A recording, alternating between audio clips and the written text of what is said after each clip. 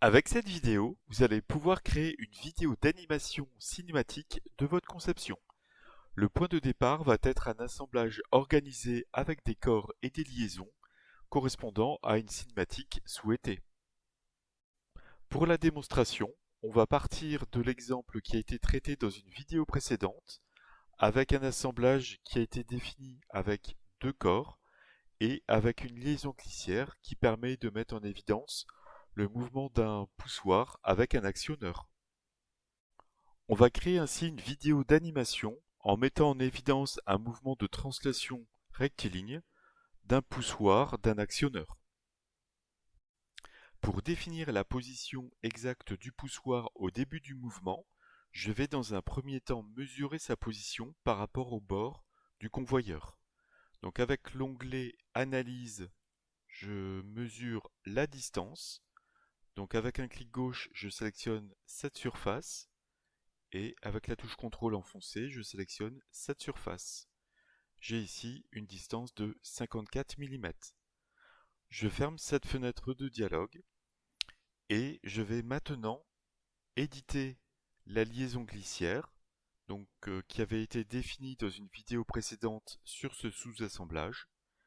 Donc avec le bouton Modifier la définition, je retrouve bien ici le nom de glissière pour le type de liaison. Un clic gauche sur Axe de translation et je vais définir donc la distance entre cette surface ici et avec la touche CTRL, cette surface ici. Je vais choisir une cote de -20 mm. Je valide au clavier, comme ceci.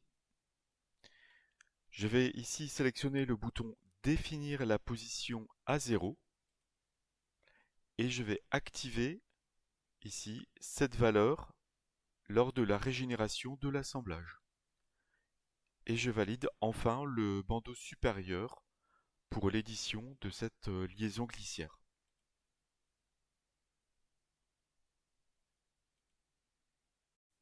Avec le bouton Faire glisser les composants, je peux créer un cliché avec cet appareil photo. Je peux renommer en mettant position initiale. Je valide, ce qui permettra de définir une analyse à partir de cette position.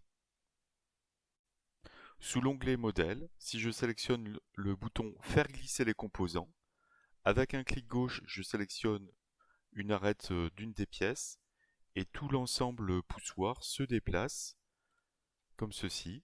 En fermant cette boîte de dialogue et en régénérant, on retrouve bien la position de départ du mouvement.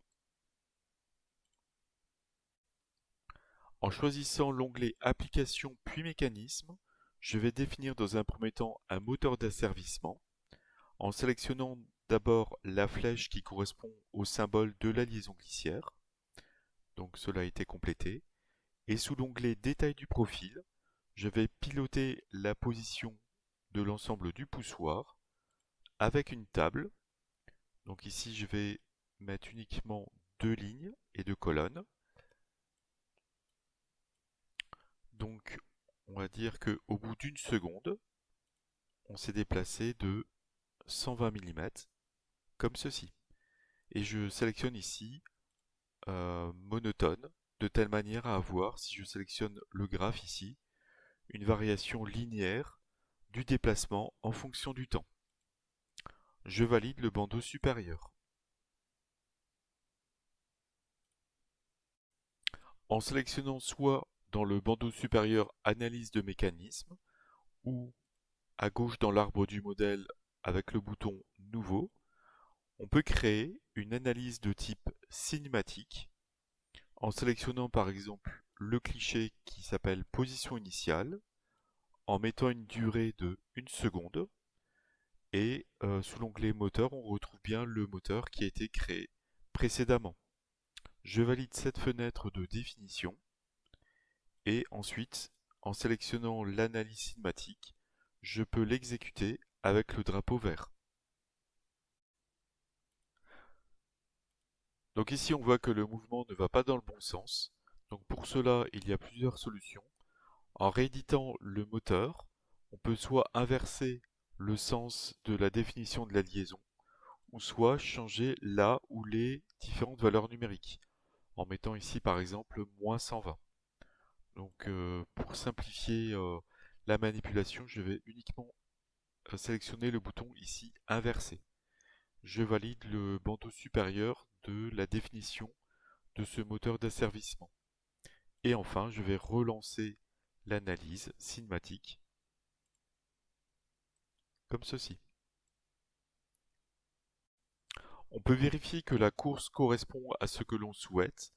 Donc avec le bouton analyse, je mesure la distance entre cette surface et le bord gauche du convoyeur et j'ai bien une valeur de 140 qui correspond à 120 plus 20.